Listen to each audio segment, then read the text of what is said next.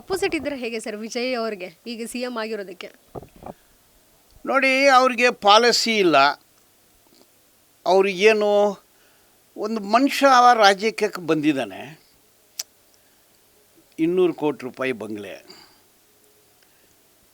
Rolls Roy car, ಮನೆ ಬಿಟ್ಟರೆ Rolls Royce car ಹತ್ತಿದ್ರೆ ಚಾರ್ಟರ್ಡ್ ಫ್ಲೈಟಲ್ಲಿ ಹೇಳಿದ್ರೆ ಕ್ಯಾರವಾನು, ಹಾಕೋ ಶೂ ಕೆನಿತ್ ಕೋಲೆ ಶೂ, ಅವ್ರು ಹಾಕೋ coat Giorgio Armani suit, Maybach glass. ಇಂಥ ಐಷಾರಾಮಿ ಜೀವನ ಮಾಡೋರಿಗೆ ಜನರ ಸಮಸ್ಯೆ ಏನು ಗೊತ್ತಿದೆ?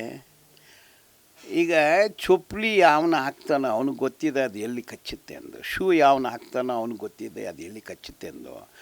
ಬಡ ಜನ 10,000 ಕೂಲಿ, 8,000 ಕೂಲಿ, 12,000 ಕೂಲಿ, ಇದರಲ್ಲಿ ಹೆಂಗೆ ಬದುಕ್ತಾರೆ ಅಂದರೆ ಗೊತ್ತಿಲ್ಲ.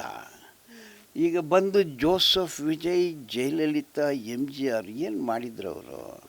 ಇಡೀ ಸಮಾಜವನ್ನು ನಾಶಪಡಿಸಿದ್ರು. MGR ಕಾಲದಲ್ಲಿ ಲ್ಯಾಂಡ್ಸು ನೂರಾರು ಕೋಟಿ ರೂಪಾಯಿ ಜಮೀನುಗಳನ್ನು ನಟ ನಟಿಯರಿಗೆ ಸುಮ್ಮನೆ ಕೊಟ್ಬಿಟ್ರು. ಎಲ್ಲ ಖಾಸಗೀಕರಣ ಮಾಡಿದರು.